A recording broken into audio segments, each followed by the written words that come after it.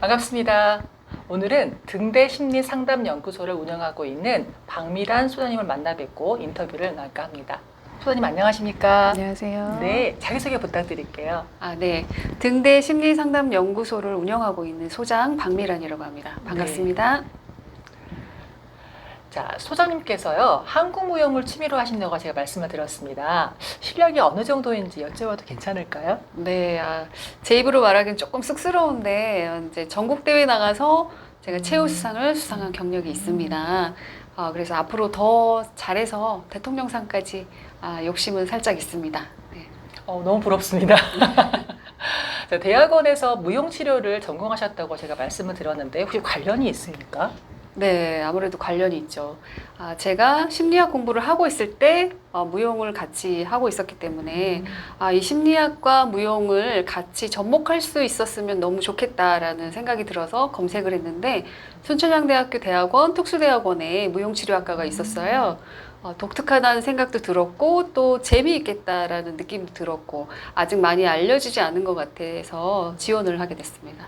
제가 무용치료라는 걸 잘 몰라서 그러는데 무용치료가 혹시 어떤 의미일까요? 네. 무용치료의 역사는 아주 오래전부터 이제 거슬러 올라가야 되는데요.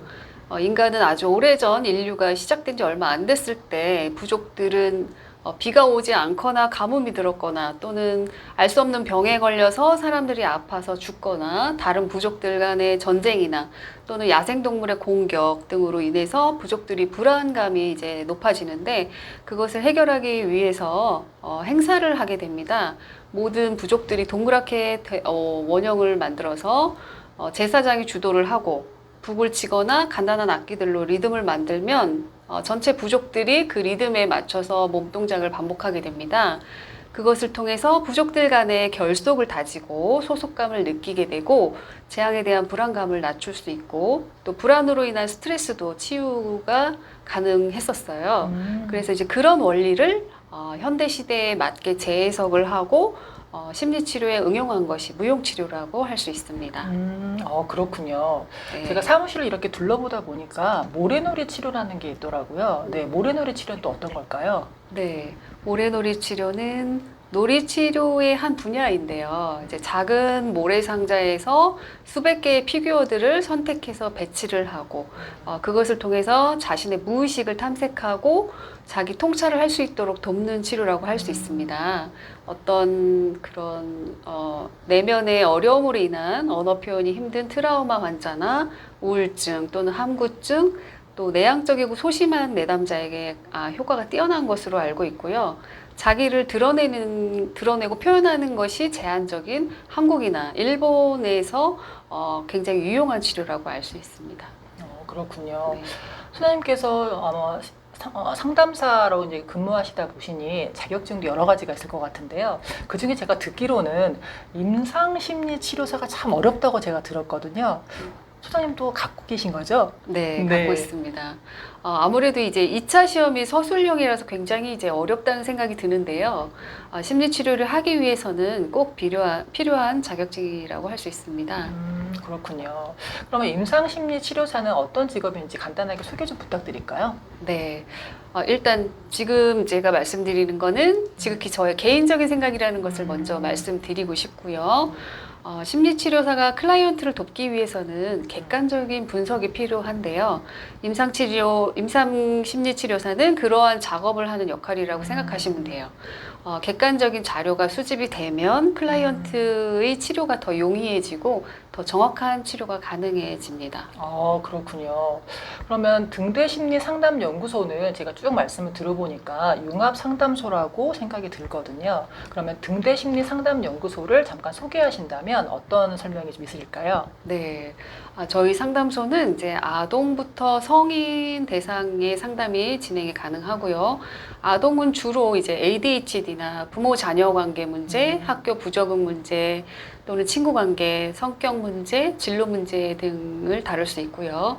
성인은 부부 갈등, 부모 상담, 성격 장애, 중독 문제 등의 어려움이 있는 분들이 안전한 항해를 할 수 있도록 등대가 되어드리려고 노력하고 있습니다. 그래서 등대 심리 상담 연구소군요. 맞습니다. 뜻이 너무 좋은데요.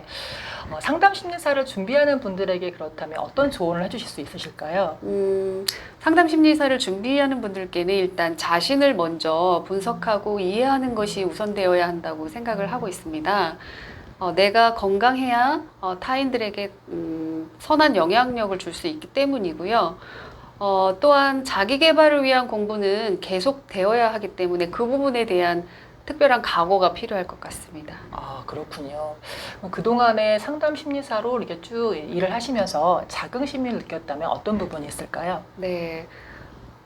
상담을 통해서 저의 도움으로 이제 긍정적인 사고로 바뀌어가는 클라이언트를 볼 때, 그리고 이제 목표를 찾고 미래를 향해서 갈 때 저는 큰 보람이 느껴지더라고요. 그러시군요. 그래서 끊임없이 공부하고 계시는 거죠? 네. 자, 그러면 상담 심리사가 주의할 부분이 있다면 그동안 느끼신 바는 어떤 게 있으십니까?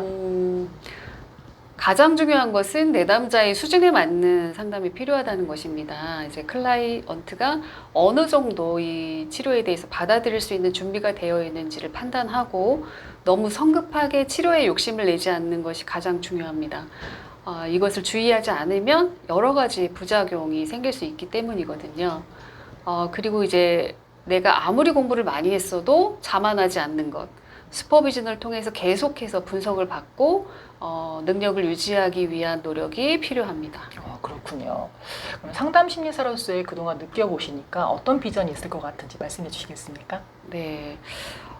일을 조금 하다 보면 다양한 분야로 나뉘어지는데요.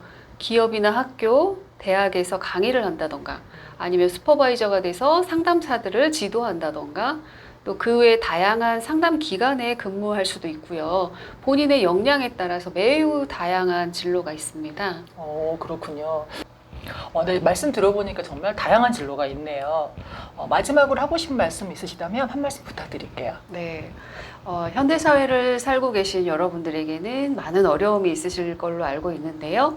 그 중에서도 심리적인 어려움이 있다면 참지 마시고, 망설이지 마시고 전문가에게 도움을 요청해 보시기 바랍니다.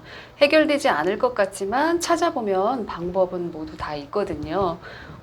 전문가와 상담했을 때 여러분의 삶의 질이 아마 달라질 수 있을 겁니다. 제가 등대가 되어서 여러분의 앞을 밝게 비춰드리도록 노력하겠습니다. 귀한 말씀 너무 감사합니다. 자, 이상으로 오늘 등대 심리 상담 연구소를 운영하고 있는 박미란 소장님을 만나 뵙고 인터뷰를 마쳤습니다. 소장님 감사합니다. 네, 감사합니다.